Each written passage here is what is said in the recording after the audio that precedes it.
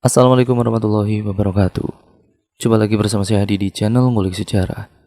Dan pada video kali ini saya akan kembali lagi membacakan suatu kisah misteri. Kali ini masih tetap berjudul Susuk Berkarat, memasuki part yang ketiga. Jadi untuk kalian yang belum menonton part sebelumnya, saya sarankan untuk kalian menontonnya terlebih dahulu, agar kalian mengerti dan paham keseluruhan alur ceritanya. Yuk, daripada kita lama-lama, daripada kita penasaran bagaimana kelanjutan ceritanya, mari kita langsung saja menuju ke ceritanya ya teman-teman. Namun sebelum itu, untuk kalian yang belum subscribe channel ini. Nyalakan tombol lonceng notifikasinya, agar kalian tidak ketinggalan video terbaru selanjutnya dari channel ini. Yuk langsung saja kita mulai kelanjutan ceritanya.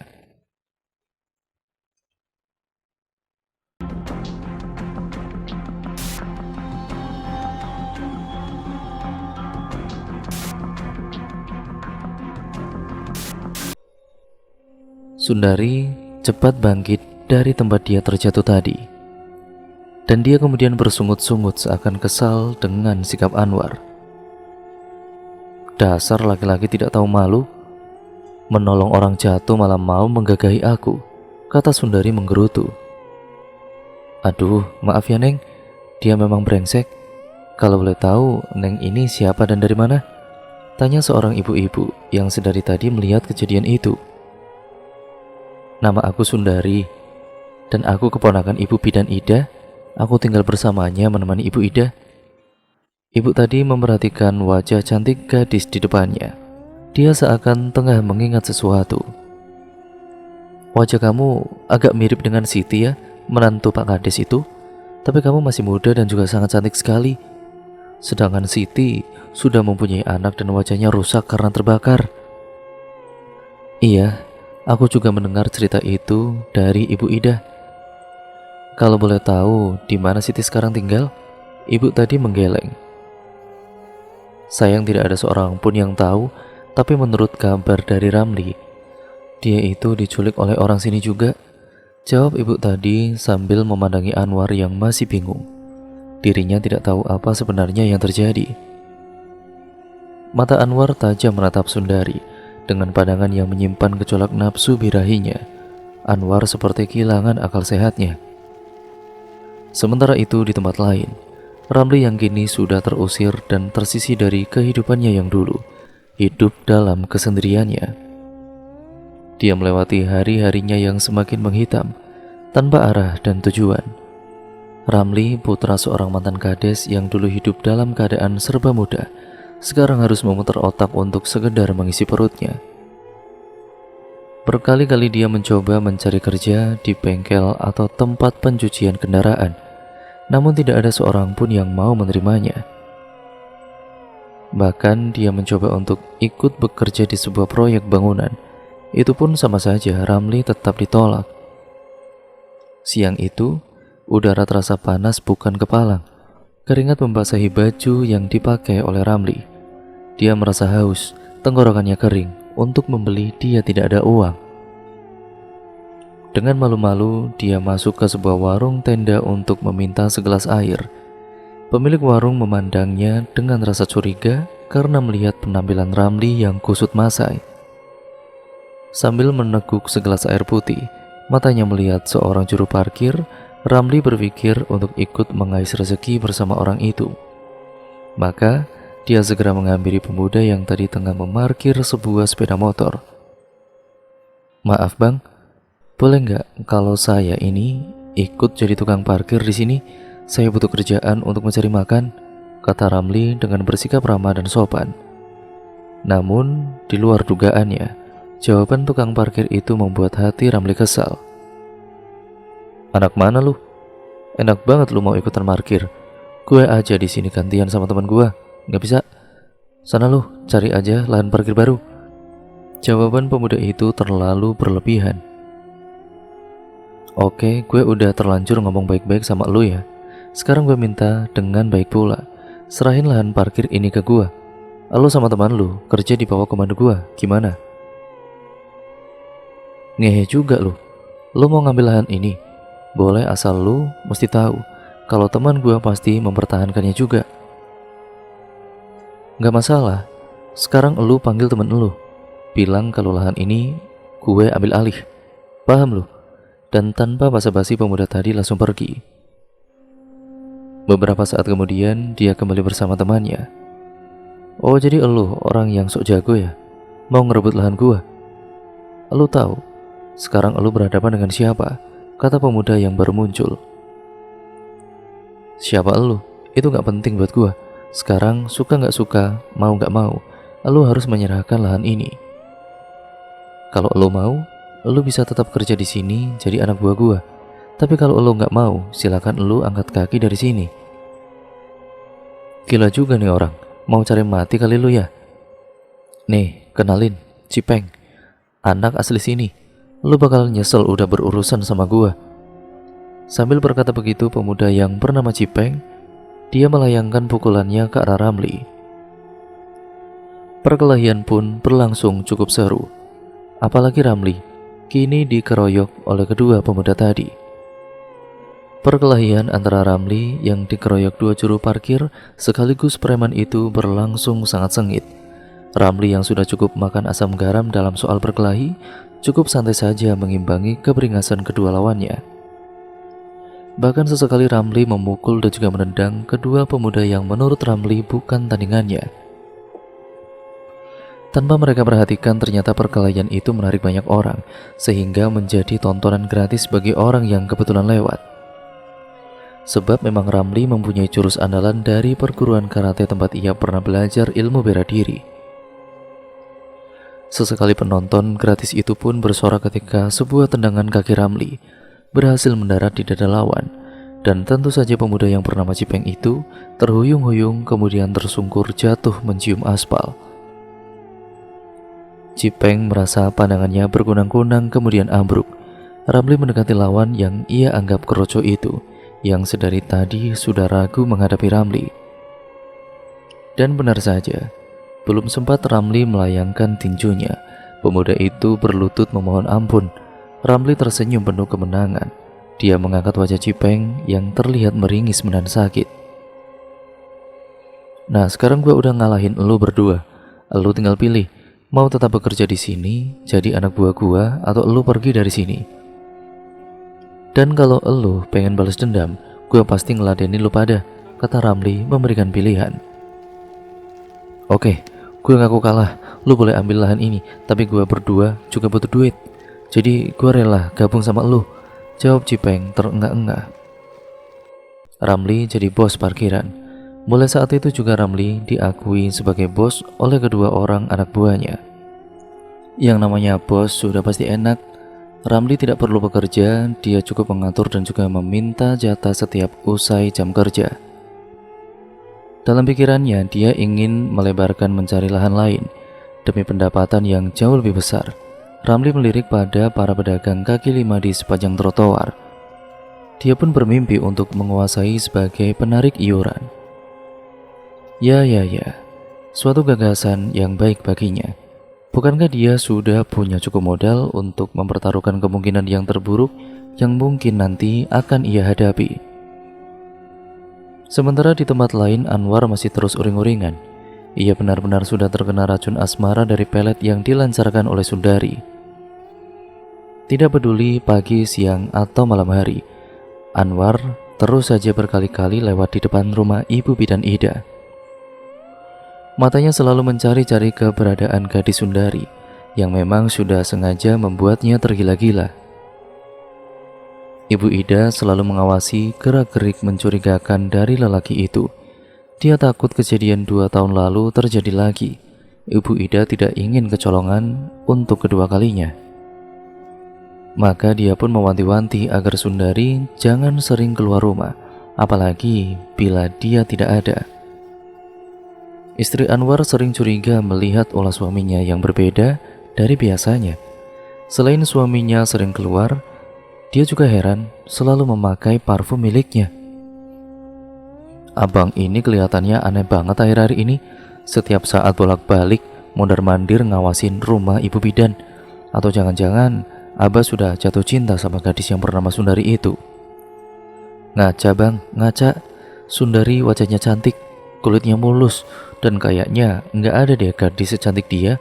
Sedangkan abang udah tua, dekil, miskin pula," kata istri Anwar bersungut-sungut. Ah, udah deh, lu itu tahu apa? Mau gua jatuh cinta kek, kasmaran kek, itu urusan gua, balas Anwar tidak kalah sengit. Setelah berkata begitu, pandangan Anwar kembali menerawang. Dia masih ingat, bahkan masih ia rasakan betapa mulus dan lembutnya kulit paha gadis itu.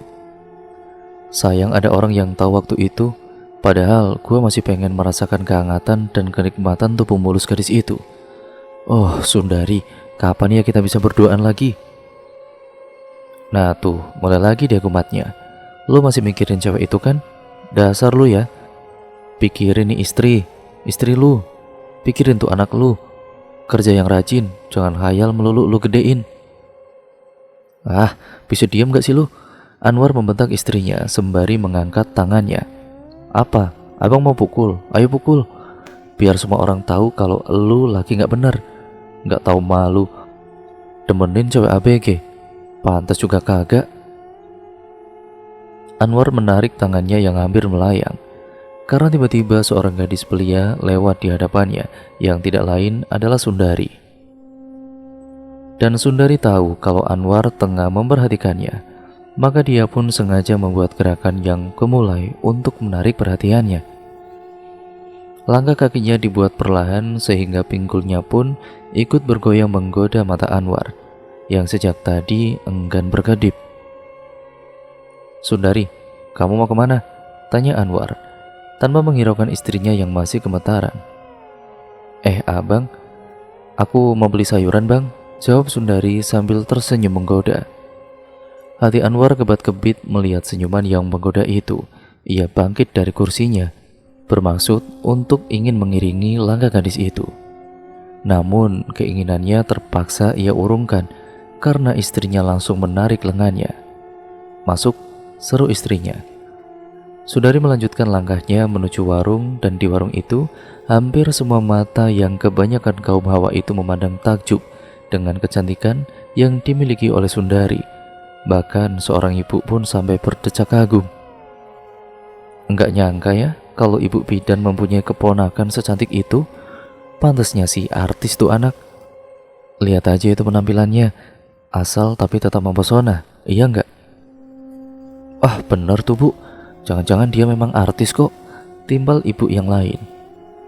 Maaf ya ibu-ibu, lagi ngomongin aku ya? Aku orang biasa aja kok bu, hanya gadis desa yang kurang bergaul. Aku juga baru pertama kali datang ke kota ini, jadi aku minta maaf kalau sikap aku ini dianggap kurang sopan.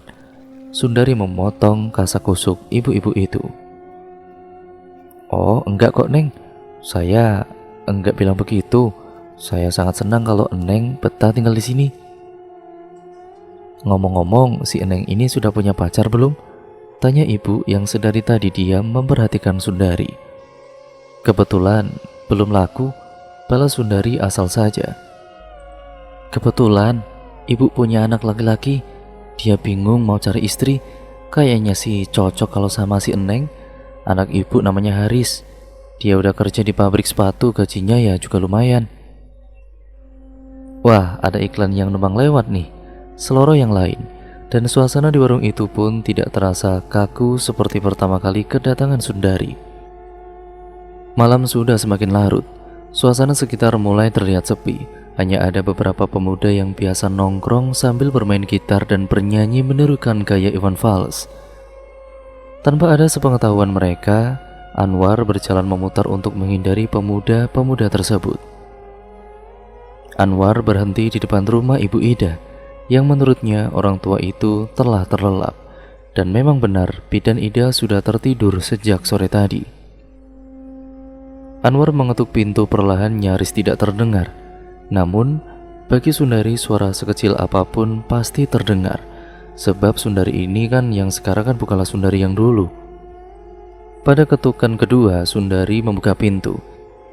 Anwar terperangah demi melihat gaun tipis yang melilit di tubuh Sundari. Begitu tipisnya sehingga memperlihatkan bentuk tubuh yang padat dan menantang. Ditambah pula cahaya bulan jatuh tepat membias tempat itu. Anwar terdiam di tempatnya berdiri. Dia bingung mau berbuat apa. Sundari memang sudah melancarkan daya pikatnya. Tanpa diduga oleh Anwar, Sundari menghampirinya. Kemudian dia meraih lengan Anwar lalu menuntunnya untuk menyentuh buah dadanya yang terbalut kain tipis tanpa bra. Anwar semakin merasa heran, kenapa dia tidak bisa berbuat sesuatu, mengapa tidak menikmati sentuhan gadis itu. "Jangan di sini kita melakukannya, aku takut ada yang melihat kita," Sundari berbisik di telinga Anwar. Dan Anwar hanya mengangguk saja. Sundari mengajak Anwar melewati sebuah jembatan penyeberangan, kemudian menelusuri rel kereta api, dan mereka berdua sampai pada sebuah depo kereta api. Ada sebuah gudang tua tempat penyimpanan alat-alat kereta yang telah usang, dan Sundari mengajak Anwar yang sudah dalam pengaruhnya.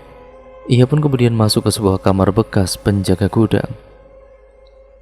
Di sana masih terdapat balai-balai dari kayu yang masih terlihat baik. Sundari langsung mencumbu Anwar hingga laki-laki itu kembali normal. Anwar segera membalas ciuman dan rabaan yang dilakukan Sundari. Sundari membuka gaun tipisnya dan meletakkannya pada balai-balai kayu. Kemudian dia merengkuh tubuh Anwar, dan dia memreteli kancing-kancing bajunya dengan kasar. Sundari mulai merebahkan tubuhnya, dan tidak sabar Anwar ingin segera menindihnya. Namun, jari telunjuk Sundari menutup bibir Anwar yang sudah ingin melumatnya. "Sabar dong," bisiknya, membuat gerakan Anwar terhenti. "Kalemlah bang, aku akan memberikan pelayanan khusus buat abang. Tapi sebelumnya abang harus menjawab dengan jujur pertanyaanku." Sundari menatap tajam pada bola mata Anwar. Laki-laki itu tidak dapat berbuat banyak selain menganggukkan kepalanya. "Abang kenal dengan perempuan yang bernama Siti, menantu Pak Kades yang mati terbakar itu?" "Iya, saya kenal, tapi hanya sekilas saja, sebab dia jarang keluar rumah, sombong dan juga angkuh. Sepertinya abang tidak menyukai dia ya?" "Iya, saya benci banget sama dia, apalagi setelah dia menyakiti istri saya. Saya kesal, udah mukanya hancur, berani menyakiti istri saya." "Berarti abang membencinya? Nah sekarang jawab dengan sejujur-jujurnya. Siapa yang telah menculik dia? Dan dibawa kemana dia?" Sampai di situ Anwar bingung mau menjawab apa. Jujur sama saja membuka aibnya sendiri, tapi kalau berbohong, dia tidak jadi menikmati kemolekan tubuh gadis yang sekarang sudah telanjang bulat. Kepala Anwar berdenyut-denyut. Dia berpikir kenapa Sundari menanyakan tentang Siti. "Ayo jawab bang, atau kita gagal kencan malam ini." Suara Sundari agak meninggi. Tentu saja Anwar bergidik ngeri karena suara Sundari sudah bercampur daya magis. Sehingga Anwar ini pun terpengaruh oleh kekuatan sugesti dari Sundari. "Saya yang telah menculik perempuan itu." "Lalu kemana abang membawanya?" "Saya membuangnya di cadas pangeran." "Apakah abang sendirian melakukannya?" "Tidak, saya bersama teman saya." "Siapa nama teman abang?" "Rohman, dia juga tetangga satu kampung." "Oh, jadi kalian berdua yang membuang si Siti itu. Terima kasih atas kejujuran abang. Dengan begitu aku merasa lega karena sudah tahu motif apa yang terjadi dari hilangnya Siti. Sekarang kita lanjutkan permainan kita yang tadi tertunda ya bang," kata Sundari sembari kembali merebahkan tubuhnya. Dan Anwar yang sejak tadi merasa sudah menekan nafsunya, kini dia pun dengan cepat menerjang dan Anwar menindih tubuh mulus milik Sundari yang sudah langsung mengelus punggung lelaki itu. Anwar bernafsu untuk segera beradegan panas dan tanpa ia sadari kalau kuku-kuku jari tangan Sundari sudah semakin meruncing bak sebuah cakar yang siap mencabik-cabik. Anwar tiba-tiba terkejut demi melihat sepasang mata Sundari yang semula terpejam kini terbuka dan berwarna merah, semerah saga. Belum hilang rasa keterkejutannya, kini punggungnya terasa ditusuk dengan mata pisau yang jumlahnya lebih dari satu. "Wah!" Anwar menjerit seketika. Dia berusaha bangkit dari atas tubuh Sundari namun belum juga tubuhnya turun. cakar Sundari sudah mencabik-cabik wajahnya. Kini Anwar sudah berpijak pada lantai, namun dia masih limbung. Wajah dan juga pundaknya terasa perih dan seperti ada cairan hangat yang mengalir. Darah! Anwar mulai panik, dan lebih panik lagi setelah dia mengamati kalau gadis di hadapannya bukanlah Sundari yang cantik, melainkan wajah Siti yang hancur dan meneteskan lendir itu. Kamu Siti, kamu masih hidup, kata-kata Anwar terputus-putus. Seperti yang kamu lihat, aku masih hidup, karena aku belum mau mati sebelum dapat melampiaskan dendamku terhadap orang seperti kamu dan teman kamu. Jangan Siti, jangan bunuh saya, ampuni saya mohon. Ampun, kamu bilang, kamu tidak tahu rasanya kulit yang gosong terkelupas, bagaimana rasanya menahan sakit dan juga perihnya.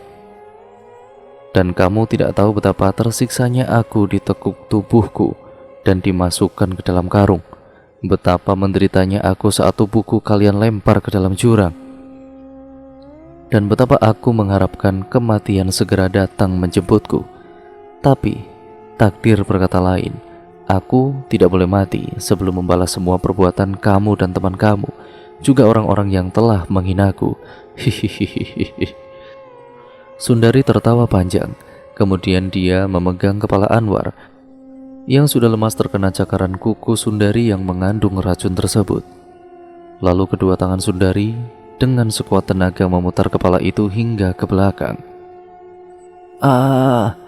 Anwar tidak sempat berteriak lagi. Kepalanya kini sudah terkulai dengan wajah menghadap ke belakang. Malam semakin larut. Sundari segera memakai kembali pakaiannya yang sudah tadi ia tanggalkan, juga merapikan rambutnya yang acak-acakan. Setelah melihat ke sekelilingnya terasa aman, maka dari itu dia pun segera meninggalkan tempat itu.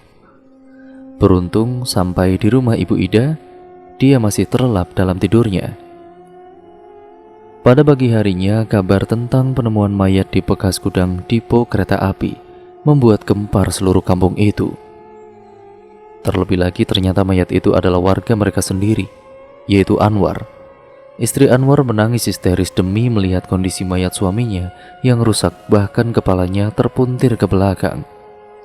Spontan warga mereka reka siapa atau binatang apa yang telah membunuh Anwar, sebab mereka melihat banyak bekas luka cakaran di sana. Tapi binatang apaan? Ini kan di kota, mana ada binatang buas, kata salah seorang warga. Iya juga sih, tapi kalau dibunuh orang, ya juga nggak mungkin kan ada tanda-tanda bekas pukulan atau apa kayak gitu. Ya kalau gue pikir pasti dibunuh orang. Ya cuman kan yang gue nggak ngerti nih, kenapa si Anwar bisa ada di depo sana? Apa mungkin dia datang ke sana itu karena memang udah janjian buat duel? Dan berbagai kemungkinan kini menjadi teka-teki bagi warga desa itu. Tunggu, kalau ngomong soal duel, itu ada kemungkinannya Anwar duel dengan Ramli. Kan waktu itu juga mereka berantem, sampai akhirnya si Ramli pergi dari desa kampung kita, kata salah seorang anak muda akhirnya ikut memberikan kesimpulannya. Nah bener tuh, gue juga menduga begitu, cuman masalahnya Anwar itu nggak bakalan berani kalau sama si Ramli. Lo kan tahu Ramli itu kayak apa? Dia bukannya cemen kayak kita-kita ini, dia juga suka nekat orangnya. Jadi siapa ya kira-kira yang membunuh Anwar? Pertanyaan mereka semuanya patah, karena apa yang mereka duga kurang kuat untuk jadi alasan. Mereka lupa kalau sebenarnya ada yang ganjil dari sosok Sundari. Jika saja mereka mau mengamati wajah gadis itu dengan wajah Siti, tentunya pertanyaan mereka akan terjawab. Namun mereka menitik beratkan pada kondisi di mana mayat Anwar ditemukan, sehingga tidak seorang pun akan menyangka kalau seorang Sundari akan sudi menginjakan kaki pada tempat kotor seperti itu. Dan pada akhirnya mereka mencari-cari siapa orang yang paling dekat dengan Anwar. Orang yang paling dekat dengan Anwar tentu saja Rohman. Tapi apa mungkin dia menaruh dendam pada Anwar dan apa motifnya? Tidak, itu tidak mungkin karena Rohman termasuk lelaki pendiam dan cenderung jarang bergaul. Berarti asumsi warga belum bisa mengarah kepada siapapun. Jika mereka mengaitkan hubungan Anwar dengan Sundari, juga tidak mungkin walaupun istri Anwar sempat mencurigai gadis itu. Tapi warga tetap tidak bisa menerimanya, karena gadis secantik Sundari tidak mungkin jatuh cinta kepada lelaki yang sudah mempunyai anak istri seperti Anwar. Dan akhirnya, ada juga yang berpendapat kalau kematian Anwar bisa jadi akibat ulah Ramli, yang merasa telah disingkirkan dari kampung itu setelah keributan yang dia lakukan terhadap Anwar. Masuk akal juga itu bang, mungkin saja Anwar kan? Ya penasaran karena telah dihajar oleh Ramli, lalu dia mencari Ramli, kata salah seorang warga. Tapi kenapa sampai di depo kereta? Apa memang mereka sengaja membuat janji untuk berduel di sana? Seorang lain pun menimpali. Ya kayaknya gak mungkin juga deh, sebab setahu gua Anwar gak bakalan berani menerima tantangan Ramli. Lu tahu kan gimana nekatnya anak itu kalau sudah berantem. Warga pun semakin bingung dengan pendapat yang beragam, namun tanpa alasan dan juga bukti yang cukup kuat. Sementara itu di tempat parkir, Ramli bersama dua temannya yang sudah ia taklukkan sedang menikmati kopi sambil mengawasi kendaraan yang terparkir. Menurut elu berdua, gimana kalau kita melebarkan sayap bisnis kita ini? Kata Ramli. Maksud abang? Tanya Cipeng. Jadi begini, kalau kita cuma pekerja parkiran saja kan kurang penghasilan. Gimana kalau kita juga kuasai pedagang kaki lima yang ada di sekitar sini? Ya tapi kan di sana udah ada yang narik iuran bang. Iya gua tahu, kita bukan mau ambil alih, cuman gua pengen mereka gabung sama kita. Nah nanti hasil dari parkiran dan juga tarikan iuran kita digabungkan jadi satu. Kemudian hasilnya kita bagi rata, gua nggak minta lebih. Pokoknya semuanya sama. Dengan begitu, kekuatan kita bisa bertambah kalau ada sesuatu nantinya. Kalau gua sih ngikutin abang aja deh. Kapan rencana ini dilakukan? Lebih cepat lebih baik. Nah tuh mereka lagi narik iuran. Yuk kita samperin. Lu jaga parkiran aja Cil, kata Ramli pada teman satunya.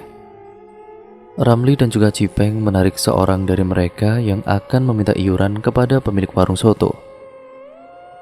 Apa-apaan nih? Seru pemuda tadi nampak terkejut.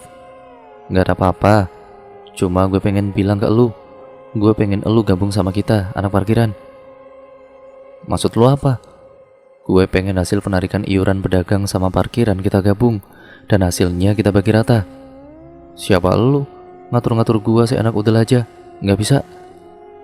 Gua bilang sekali lagi, kalau lu mau gabung, lu bisa tetap kerja di sini. Tapi kalau lu enggak setuju, lu boleh angkat kaki dari sini. Udah jagoan kali lu ya. Peng, kok lu mau sih diatur-atur sama dia? Emang dia siapa? Gua nggak bisa jelasin sama lu. Yang penting sekarang, lu mau gabung apa enggak, atau lu mau pergi dari sini. Wah, jadi rese sih lu. Pemuda tadi kelihatan emosi, kemudian dia bersuit memanggil teman-temannya yang masih menarik iuran. Ada apa, Bu? Teman-temannya datang. Ini, ada orang mabuk, dia minta lahan kita buat gabung sama parkiran. Gimana, lu setuju nggak? Wah, ini si penghinaan namanya. Jelas gua nolak lah. Jadi gimana, lu berdua tetap kerja di bawah komando gua? Apa kalian memilih pergi dari sini? Ramli memberikan pilihan. Gue lebih suka pergi dari sini. Kalau kalian bisa ngalahin kita berdua. Hahaha, Bowo, lu lawan gue aja deh. Jangan lawan dia, bisa habis lu nanti, kata Cipeng yang sudah tidak sabaran. Oke, kita nggak pernah ada permusuhan selama ini. Tapi demi harga diri gue terima tantangan lu. Dan lu hadapi orang baru itu, seru Bowo pada temannya Uya, yang segera bersiap-siap untuk menyerang Ramli. Perkelahian antara Ramli melawan Uya kelihatannya tidak seimbang. Selain Ramli berpawakan tinggi besar, dia juga handal dalam bertarung. Tidak membutuhkan waktu lama bagi Ramli untuk menjatuhkan Uya yang hanya modal nekat saja. Uya sudah terkapar di aspal panas setelah beberapa kali menerima bokem mentah juga tendangan keras dari Ramli. Perkelahian antara Cipeng dan juga Bowo berjalan seru. Mereka sama-sama kuat dan sama-sama punya nyali serta semangat bertarung. Keduanya terlihat keletihan, sama-sama mengeluarkan darah dari hidung mereka. Bowo terengah-engah, sementara Cipeng masih nampak berdiri walaupun tubuhnya mulai gontai. Ramli mendatangi Bowo yang tertunduk lemas. Kemudian Ramli ikut berjongkok di hadapannya. "Jadi, sekarang gimana? Lo masih mau kerja apa mending minggat dari hadapan gua?" kata Ramli mengancam. Dan tanpa diperintah lagi, Bowo dan juga Uya pun pergi meninggalkan tempat tersebut. "Nah, sekarang kan lahan ini milik kita, jadi mulai besok kita yang menarik iuran. Tapi kita perlu satu orang lagi, supaya bisa berbagi tugas," kata Ramli. Setelah perkelahian berakhir, "Siap bang, besok gua ajak temen, kasihan dia udah lama nganggur." Setelah itu mereka pun merayakan keberhasilan mereka dalam merebut lahan iuran pedagang. 3 gelas kopi dan setumpuk gorengan mereka nikmati sambil mengawasi parkiran. Di sebuah hutan, di bawah jurang cadas Pangeran, suasana pagi itu terasa amat damai sekali. Matahari baru saja bangkit dari peraduannya. Angin bertiup semilir, menyejukkan. Suara nyanyian burung berkicau menambah keasrian lembah itu. Sundari menuruni bebatuan untuk sampai ke sebuah sungai kecil. Dia merasa tubuhnya teramat letih setelah bertempur hebat melawan Gentapati itu. Pergumulan yang memakan waktu hampir semalaman membuat rambut Sundari terlihat kusut masai. Berkali-kali dia menggerak-gerakkan tubuhnya hingga berkemelutuk setiap sendinya. Kemudian ia mulai melucuti pakaiannya satu demi satu sampai telanjang bulat. Tangannya mulai menyentuh air sungai yang terasa masih dingin. Barulah dia mencelupkan tubuhnya hingga berendam untuk menyegarkan kembali gairahnya yang telah terkuras habis semalaman. Sambil bermain air, Sundari pun bermain dengan alam pikirannya. Dia ingat Ramli, adik iparnya yang menghilang entah kemana. Di mata Sundari, Ramli adalah seorang anak muda yang punya jiwa pemimpin. Dia juga lugas dalam pergaulannya dengan sesama teman. Dia berani bertindak membela siapapun jika menurutnya benar. Sosok Ramli memang berbeda dengan sifat kakaknya Caraka, yang lebih banyak merongrong keluarga dan cenderung manja. Dan sifatnya yang berlebihan itulah telah mengakhiri hidup diri dan juga keluarganya. Dalam hatinya, ia ingin mencari keberadaan adik iparnya itu, karena dia juga yang menyebabkan Ramli harus meninggalkan kampungnya. "Kasihan kamu adikku," batin Sundari. "Au!" seru Sundari karena seekor kepiting menjapit jari kakinya yang terendam dalam air, dan itu membuyarkan lamunannya pada sosok Ramli. Matahari mulai naik sepenggal lahan, sinarnya pun sudah mulai terasa hangat di kulit. Sundari kembali memakai pakaiannya dan meninggalkan sungai dengan aliran yang gemericik. Ibu bidan sempat menanyakan kabar Sundari yang katanya mau menengok saudaranya di kampung. Padahal Ibu Ida kalau Sundari sudah tidak punya siapa-siapa lagi. "Aku masih ada kenalan kok, dia tinggal di sekitaran Cadas Pangeran. Aku mencoba menemui dia, barangkali dia ada kerjaan buat aku, Ibu." Sundari menjawab sekenanya saja. "Kerja? Kamu mau kerja, anakku? Jangan, kamu tidak usah kerja. Ingat anakku, ibu sudah semakin tua dan hanya sebatang kara, sama seperti kamu. Ibu takut menjelang hari tua nanti tidak ada seorang pun yang peduli pada ibu. Hanya kamu satu-satunya harapan ibu, hanya kamu yang ibu miliki. Ibu mohon padamu anakku, tinggallah di sini untuk selamanya. Ibu akan berikan semua yang ibu miliki untuk kamu. Ibu, aku tidak akan pernah meninggalkan ibu, karena ibu adalah satu-satunya orang yang peduli denganku." Sundari memeluk tubuh ibu bidan yang nampak semakin tua. Orang tua itu pun balas mendekap gadis itu dan membelai rambutnya. Teror Siti Sundari. Malam itu, Ramli belum juga tertidur. Ia masih duduk sambil meminum kopi di teras rumah kontrakannya yang sempit. Sesekali dia memainkan asap rokoknya membentuk bulatan-bulatan kecil, kemudian membesar dan kemudian memudar, dan lenyap dihembus angin malam yang mulai menusuk tulang. Pikirannya menerawang jauh, melampaui masa-masa di mana dia hidup tenang sebagai anak seorang kepala desa. Dia begitu dihargai dan menjadi kebanggaan teman-teman seusianya.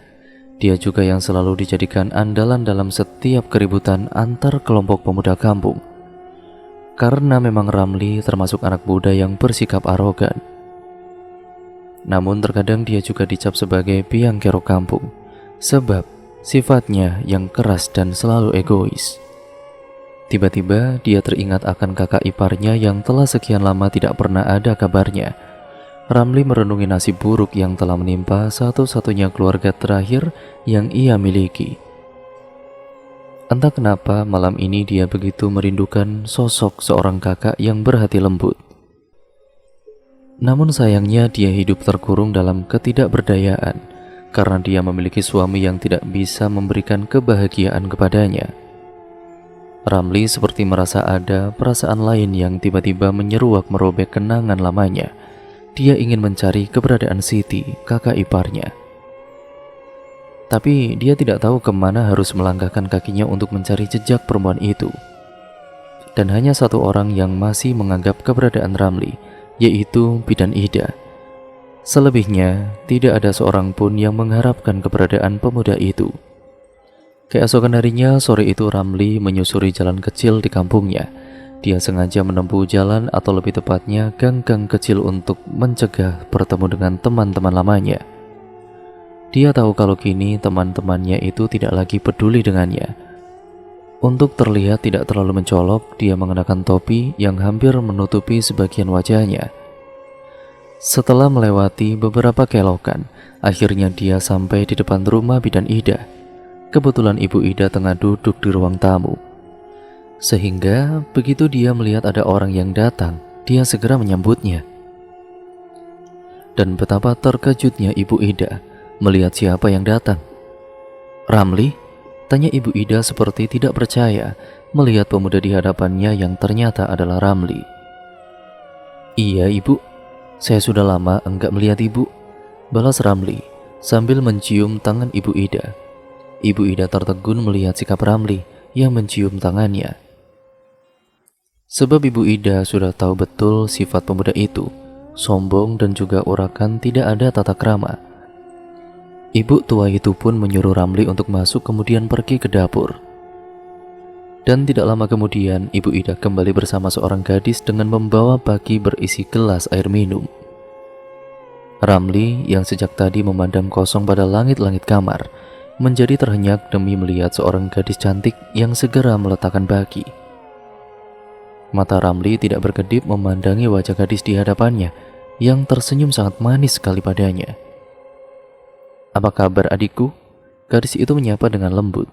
Dia menghampiri Ramli dan memeluk pemuda itu. Ramli ya tentu saja semakin kikuk. Dia tidak bisa berpikir lebih jauh selain bertanya-tanya siapa gadis itu. "Kamu lupa sama aku, Ramli. Aku kakak ipar kamu. Coba perhatikan baik-baik," ucap gadis yang tidak lain adalah Sundari atau Siti. Ramli memandangi wajah Sundari dengan pandangan tidak percaya kalau dia adalah kakak iparnya. Melihat kecanggungan Ramli, Ibu Ida pun mendekati mereka. "Ramli, semula ibu juga tidak percaya pada saat Siti datang setelah pergi begitu lama, sebab secara medis tidak mungkin wajah dan juga tubuh Siti yang telah terkelupas itu bisa kembali sembuh dan utuh, bahkan lebih sempurna dari sebelumnya. Namun, ibu menjadi yakin setelah merasakan secara batin. Ibu merasa begitu dekat sekali dengan Siti, apalagi setelah melihat tanda lahir yang terdapat pada bagian punggungnya. Dan sifat Siti pun sama seperti dulu, ringan tangan dan selalu mau bekerja." Ibu Ida menjelaskan panjang lebar tentang Siti. "Jadi dia benar-benar kakak aku," kata Ramli kemudian membalas pelukan Sundari. Ibu Ida pun menjadi terharu. Dia langsung menghambur memeluk keduanya. Bukan hanya Ibu Ida yang terharu biru sampai menitikkan air mata. Demikian pula dengan Sundari. Air mata gadis itu mulai menetes satu persatu, bergayut pada ujung dagunya yang indah. Berkali-kali pula ia mengusap air matanya dengan punggung telapak tangannya. Melihat itu Ramli yang semula hanya bingung, kini merasakan hal yang sama. Walaupun dia seorang lelaki kuat dan tahan uji, tetapi tetap saja Ramli juga manusia yang masih punya hati dan juga perasaan. Dan cerita pun akhirnya berlanjut ke part yang selanjutnya ya teman-teman, yaitu part atau bagian yang keempat. Jadi untuk kalian yang penasaran bagaimana kelanjutan ceritanya, mari kita tunggu dan juga saksikan di video selanjutnya dari channel ini. Jangan lupa ya teman-teman, seperti biasa, like, komen, dan share video ini sebanyak-banyaknya. Dan jangan lupa pula untuk kalian subscribe channel ini dan nyalakan tombol lonceng notifikasinya agar kalian tidak ketinggalan video terbaru selanjutnya dari channel ini. Sekian dan terima kasih, kurang lebihnya mohon maaf yang sebesar-besarnya ya teman-teman. Sampai berjumpa di video terbaru selanjutnya dan juga cerita selanjutnya dari channel ini. Wassalamualaikum warahmatullahi wabarakatuh.